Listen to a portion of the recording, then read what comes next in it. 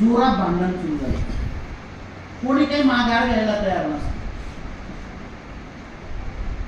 मग थोडीशी तडजोड त्यांच्यामध्ये झाली.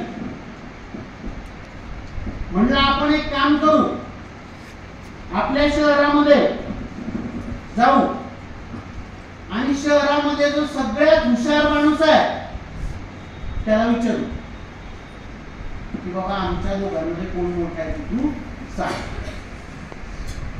मग त्यांनी विचार केला की गावामध्ये शहरामध्ये सगळ्यात हुशार माणूस कोण. मग त्यांच्या लक्षात आलं की अरे शाळेचा मुख्याध्यापक सगळ्यात हुशार गावकऱ्यांना सांभाळतो, सगळ्या स्टाफला सांभाळतो, खिचडी अनेक ऑनलाईन काम करतो, अनेक कार्यक्रम उपक्रम राबवतो. मुख्याध्यापकांकडे गेले. मुख्याध्यापक विस्फुटे सर होते. त्यांना विचारलं विस्फुटे सर आम्हाला पटकन सांगा सत्य मोठं का स्वप्न मोठं. आता विस्फुटे सरांनी विचार केला जर का सत्याची आपण बाजू घेतली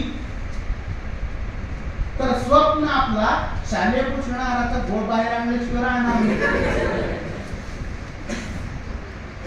आणि जर स्वप्नाची बाजू घेतली तर सत्य माहिती अधिकारात मागील वर्षीची खोली बांधली त्याचे पावते मागितल्याशिवाय राहणार नाही.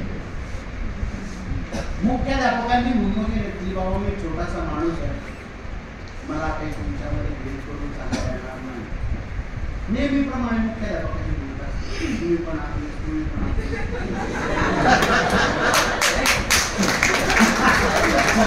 सगळं व्यवस्थित चाललं पाहिजे असू द्या.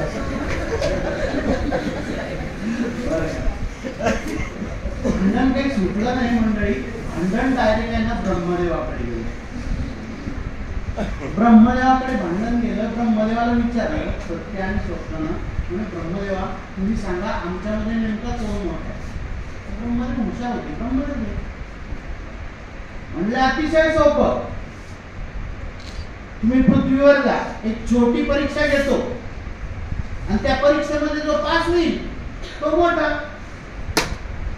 म्हणलं ठीक आहे. दोघांनी विचारलं परीक्षा कोणती घेणार. सीसीई. सातत्यपूर्ण सर्वंकष मूल्यमापन. शाळा स्तरावर 30 गुण, 70 मार्काचा पेपर, 40ला पासिंग. कोणत्या विषयाची घेणार. म्हणलं शारीरिक शिक्षण.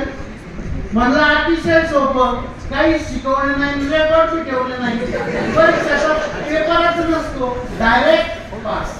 सांगितलं इथून काय करायचं, पृथ्वीवर जायचं, पृथ्वीवर गेल्यानंतर सरळ ताट उभं राहायचं, ताट उभं राहिल्यानंतर हात वर करायचे, हात वर केल्यानंतर ज्याचे हात आकाशाला लागतील आणि पाय जमिनीला लागतील तो मोठा.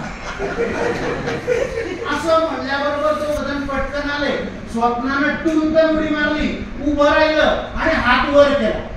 हात वर केल्याबरोबर वर पाहिलं, स्वप्नाचे हात आकाशाला भिडलेले होते. स्वप्नाला अतिशय आनंद झाला, जसा आपापल्या ब्रांचचा निकाल लागून आपल्याला होतो. स्वप्नाचे हात आकाशाला लागलेले होते. स्वप्नानं खाली पाहिलं, पाय काही जमिनीला खूप प्रयत्न केला. जसा आपण 10वीचा निकाल लागल्यावर 100% ऍडमिशन झाले पाहिजे म्हणजे झालं. खूप प्रयत्न केला, खूप अट्टहास केला, पाय ओढले, पण पाय काही जमिनीला टेकत नव्हते, कारण ते काय होतं. नंतर सत्याची वेळ आली. सत्य आपलं गरीब उभं राहिलं. बघा सत्य नेहमीच गरीब असतं माझ्यासाठी. सत्य आपलं गेलं, सावधान मध्ये उभं राहिलं. सावधान मध्ये उभं राहिल्यानंतर हळूच पायाकडे पाहिलं, पाय जमिनीवर होते. सत्याला अतिशय आनंद झाला. हळूच हातवर केले. हातवर केल्यानंतर हळूच वर पाहिलं, आकाशाकडे पाहिलं. हात काही आकाशाला टेकत नव्हते, कारण ते काय होतं सत्य.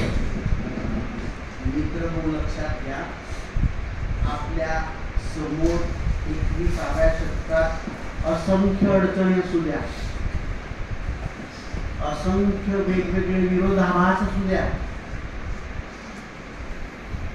असंख्य समस्या असू द्या, हे सगळं काय आहे? सत्य आहे. पण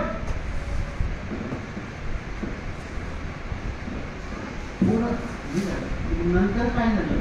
सत्य आणि स्वप्नाच्या लक्षात आलं की आपल्याला जर का समजा या परीक्षेमध्ये पास व्हायचं असेल तर आपल्या दोघांना काय करावं लागेल? एकत्र यावं लागेल. मग काय झालं? पटकन स्वप्नानं सत्याच्या खांद्यावर उडी मारली. उडी मारल्याबरोबर उभा राहिला, हात वर केले. हात वर केल्यानंतर वर पाहिलं, स्वप्नाचे हात आकाशाला लागलेले होते आणि सत्याचे पाय जमिनीवर टेकलेले होते.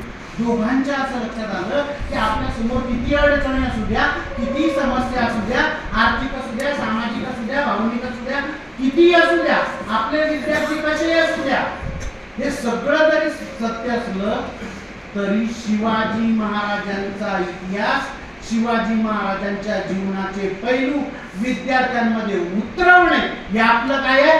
स्वप्न आहे. आणि ते जर काय साकार करायचं असेल तर सत्य आणि स्वप्न एकत्र आल्याशिवाय ते साकार होऊ शकत नाही. आपण